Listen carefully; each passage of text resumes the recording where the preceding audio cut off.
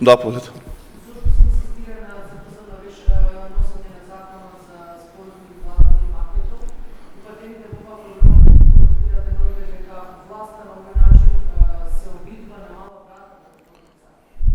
Значи, не се брза со ништо. Во конкретниот случај станува за редовна постапка, која што ние како пратеници имаме обврска да реализираме, односно да ги реализираме сите оние проекти кои што се претходно почнати. Очигледно, деструктивното несување на пратеничката група на ВМРО-ДПМН продолжува во секој поглед со нивното функционирање во собранието.